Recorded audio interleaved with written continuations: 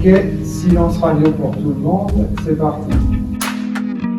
Je m'appelle Mylène Pardoen, je suis archéologue du paysage sonore, c'est-à-dire que j'étudie, j'analyse les ambiances sonores du passé et j'en propose des modèles audibles.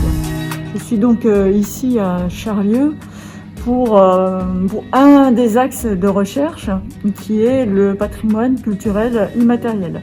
Étant expert scientifique sur le chantier Notre-Dame, je travaille donc sur ces deux axes, le paysage sonore et le patrimoine culturel immatériel. Donc, je suis venue aujourd'hui à Charlieu, au musée de la Soierie, pour capter ces machines qui sont encore en état de fonctionnement et qui nous permettent de capter, d'enregistrer les gestes du passé. J'ai eu l'opportunité, il y a une dizaine d'années, de visiter le musée et je savais que ici, je pouvais trouver mon bonheur. Je remercie réellement la mairie de Charlieu de nous ouvrir le musée alors que tout est fermé, parce que c'est vraiment très intéressant de pouvoir être au plus près du métier, de tomber sur des personnes qui connaissent encore les gestes, parce que ça c'est important. Le patrimoine culturel immatériel, ses spécificités, c'est que le geste, il passe par la sensorialité et il passe par l'oralité. Et une fois que c'est cassé, ce lien-là, c'est très difficile de le retrouver.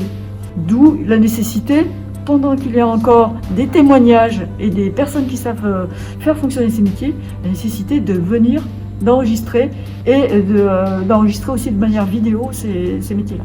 L'objectif d'avoir une caméra dans ce projet de recherche, c'est qu'on essaie de documenter le travail de Mylène Pardoen, sa façon de travailler.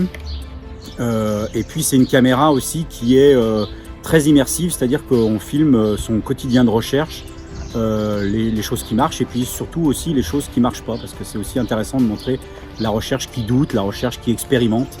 Donc là c'était un peu le cas, c'était la première fois qu'ils mettaient en place un système. Donc voilà, moi je la suis très régulièrement avec une caméra.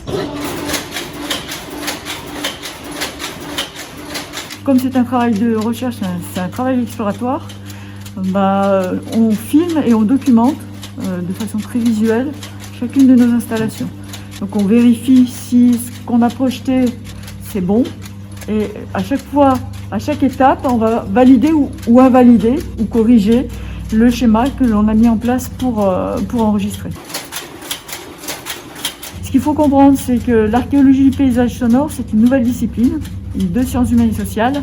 On n'est pas dans de la science dure et tout est à construire. Donc on construit nos modèles de captation en fonction de nos besoins, qui sont des besoins des sciences humaines et sociales, en vue de pouvoir travailler pour le patrimoine culturel immatériel. C'est-à-dire que tous ces fichiers que vous allez avoir, ils vont pouvoir être diffusés de manière très spatiale ou extraire des éléments audibles qui, dans l'acoustique et quand on est dans le flot de l'action, on ne les entend pas en tant que visiteurs.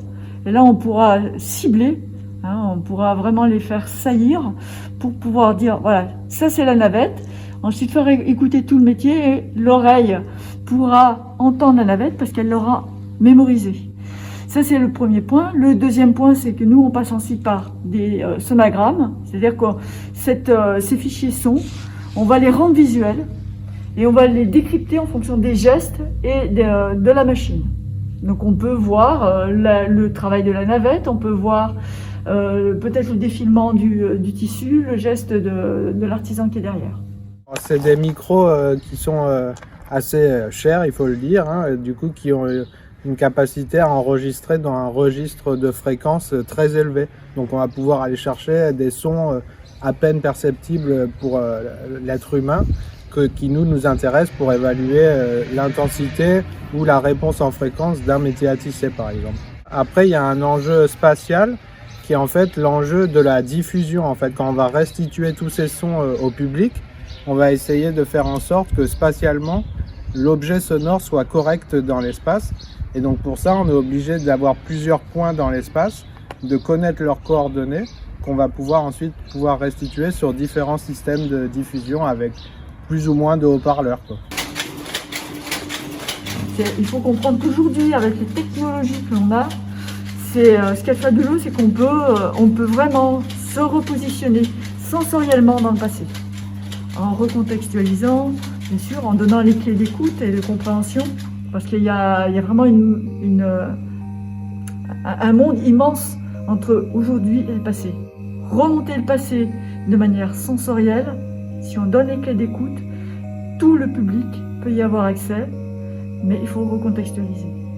C'est ce qui évite ce qu'on appelle les fake news, c'est-à-dire des idées reçues sur le passé et qui sont véhiculées par les jeux vidéo ou même par le cinéma, involontairement ou volontairement, peu importe, hein. Ça peut être à cause des coûts, parce que ça a un coût de retourner dans le passé, mais quoi qu'il en soit, ça permet, par exemple à des musées, vraiment d'épouser leur mission scientifique.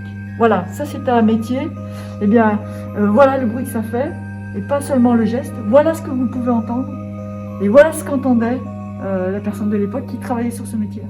Un regard plus au niveau du son, des machines, oui, on se rend moins compte, on n'est pas expert en son. Après, moi j'écoute le son des métiers, mais bon, sur les métiers mécaniques, j'ai mes bouchons, donc j'entends moins. Moi, le son m'impressionne beaucoup sur le jacquard. Donc quand je mets mes bouchons, j'entends moins, ça me rassure. Mais c'est intéressant, oui, c'est une autre façon de regarder les métiers à tisser, oui, avec le son plus. Et on voit qu'il y a des tas de sons différents. Oui.